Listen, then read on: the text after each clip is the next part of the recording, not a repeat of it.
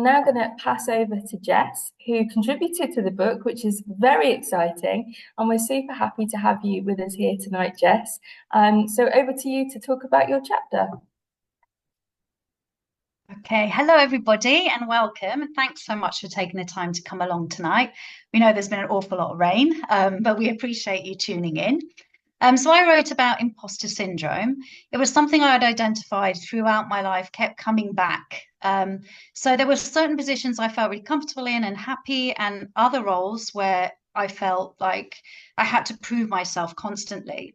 And I really have come to realize through writing this story that it's generally your environment and the people in it that can make you feel this way. It isn't a actual syndrome. There's nothing to prove that it's a medical illness. It's a human condition.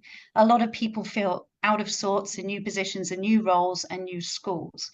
And it can make you really feel that you lack all your confidence, you have a lot of anxiety. It often affects people who are extremely successful at what they do. And that hit me quite hard. It's those perfectionists, those ones that really are out to prove themselves, and everybody else thinks they're amazing, but to themselves, they feel they're not.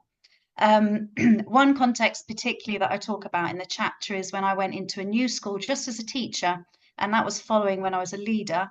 But it was a very high standard, high stakes school, and I remember a meeting and I could see all the teachers joining in.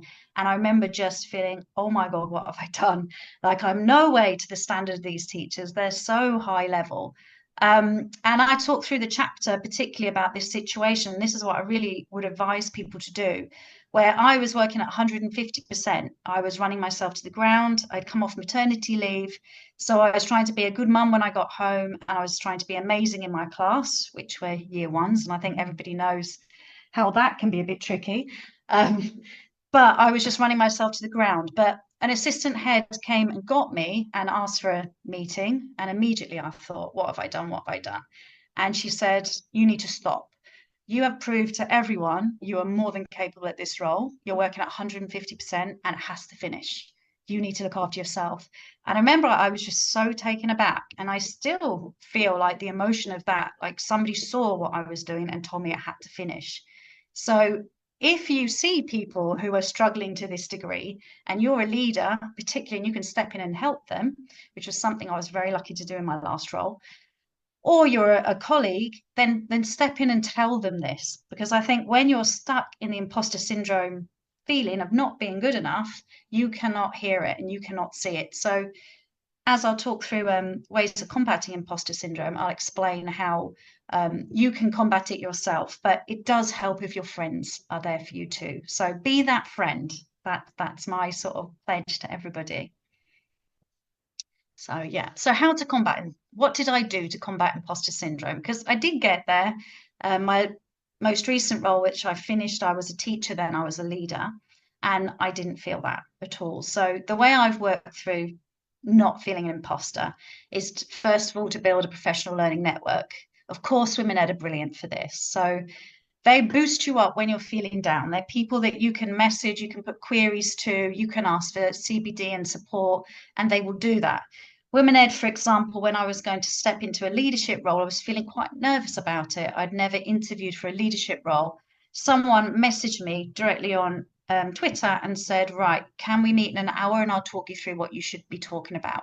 And I just couldn't believe it. So there are networks out there that will support you. I mean, if you work in early years, there will be an early years one as well on Facebook, on Twitter, or secondary. Find your network. For me, what really supported my belief in myself was developing my professional knowledge. I did a master's in early years, but I also did a lot of courses to really boost my understanding of the pedagogy and also experience going and observing people and having those brilliant conversations with your colleagues. You learn so much from. I actually had CBT therapy, and I'm not shy to say it did help me. I only had a few sessions, but one thing they taught me to do, which really helped, was to write lists of what's gone wrong and what's gone well. And I used to have recurring nightmares of making mistakes when I was in this particular school. So writing these lists, and I had to write it for a week, I could see that In the what's gone wrong side, there wasn't a single comment. What's gone well, there were loads. And I think sometimes doing these kind of tasks really help, just to convince yourself, because that's what you're doing. You're just convincing your mind basically to see what everyone else sees. A big one is that accept you have much to learn. If you're in a new job, a new school, a new role, anything, you have a lot to learn. You're at the bottom of the scale and you will learn. So you can't expect at the beginning, and I say particularly in leadership roles, that you're going to know the policy of X, or you're going to know where a certain resource are, or you're going to do everything right. You actually can't. So always accept you have much to learn in the role. Push through your comfort zone. For me, that was stepping up into leadership. I knew I was a really good teacher. I had one experience of leadership previous in my career, and it wasn't a great one, if I'm honest.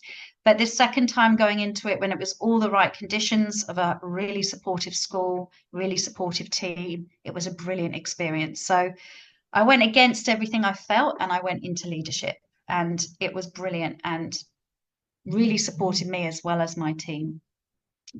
And really importantly, try to listen to people when they give you compliments or they thank you for something you've done for them, or your line manager makes a comment of something you've done really well, or you get an excellent result from some CBD you've done. You've got to understand you deserve all of those. Don't feel that someone's just being kind. The amount of time I said that in my head, even when I got a great grade in my master's, I was like, oh, it's because the tutor liked me. This is ridiculous and this is not true. And you have to believe you deserve all of this. And if we can move to the next slide, please, Charlotte.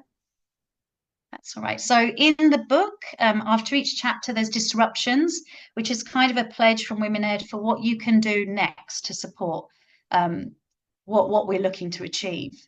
So for me, and I had a particular experience of this, if your environment and your colleagues and your network, any of those things, but it's often at least two of them, doesn't support you and makes you feel an imposter and it won't change, then just leave, move on. If you can't change it, move on.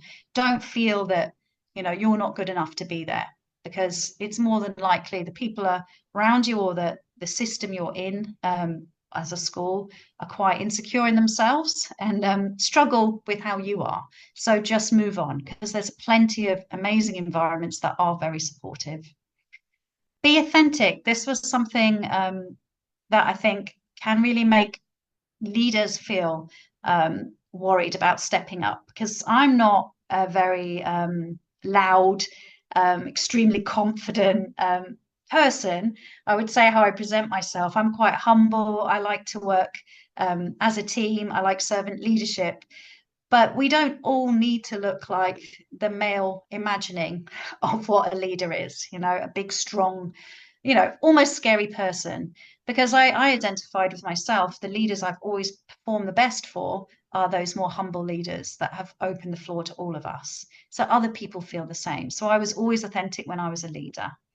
And always, always ask for support and guidance from people. Don't see it as a weakness. See it as you being really honest and authentic. And you can say, like the amount of times I said in my role, okay, I'm really not sure what to do here. Can anyone give me some ideas, or what do you think would be good here? Open it up, and people appreciate that because they can share and develop the team too. And a little afterthought reflection when I was reading back on the chapter just recently, which links back to that amazing assistant head who came and found me and told me, stop working so hard. If you see someone suffering, be that person that supports them. Be the person that identifies and tells them that they are good enough. Because that, beyond everything, I think can really pull people out of imposter syndrome.